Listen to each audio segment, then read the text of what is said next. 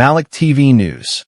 Nairobi, Kenya, November 27th. Siaya Governor James Orengo has issued a scathing warning over what he termed the rising militarization and goonification of Kenya's electoral process, describing the trend as an evil worse than mlolongo, the notorious 1992 Q voting system synonymous with rigging and state engineer manipulation. Speaking on Thursday as by-elections unfolded in 22 constituencies and wards, Orengo said Kenya is witnessing a democratic reversal despite a progressive constitution meant to guarantee free, fair, and credible polls.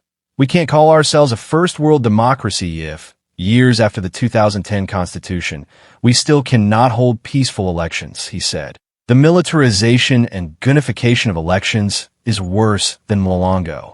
He further warned that Kenya risks sliding into the regional pattern of shrinking democratic space, drawing parallels with recent violent electoral episodes in Tanzania and Uganda. Across Thursday's by-elections, several counties reported intimidation, clashes, and attempts to disrupt voting, underlining what observers say is a persistent culture of electoral aggression. In Kasipul constituency, ODM Chief Agent Peter Kaluma sustained a head wound during clashes at polling stations. He accused supporters of independent candidate Philip Oroko of orchestrating the attack. "I was carrying out my duties when I was attacked. They know they are losing," Kaluma said after treatment. A firearm belonging to his bodyguard went missing in the chaos. The constituency was already on edge following the fatal shooting of former MP Ngondo, which triggered the by-election and earlier led to 2 deaths during campaigns. Subscribe to this channel for daily news updates. ODM candidate Boyd were condemned the incident. Kasipul deserves peace. Anyone disrupting elections must face consequences.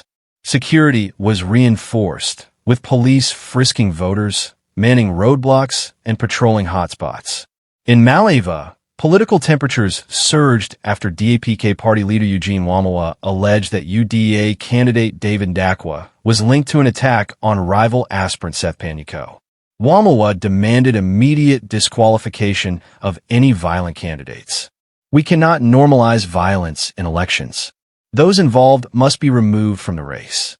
Panyako claimed his life was being targeted, calling the threats politically engineered. Police confirmed investigations are ongoing. In Magarini constituency, Kanagoni residents forced Kilifi South MP Ken Changa to leave a polling center, accusing him of posing as an unauthorized election agent. He was escorted out under security as tensions escalated. Election officials later clarified that only accredited agents and observers were allowed inside polling stations. In Narok Town Ward, a deputy county party candidate was rushed away by security officers as crowds swelled outside Massacon Primary School. No injuries were reported, but the incident heightened anxiety among voters. Thursday's events have reignited debate over whether Kenya has truly overcome the authoritarian traits of its pre-multipartism era, or merely reinvented them under new political actors. Despite heavy police deployment and assurances of order, the scattered violence revealed deep fragility in the country's electoral culture.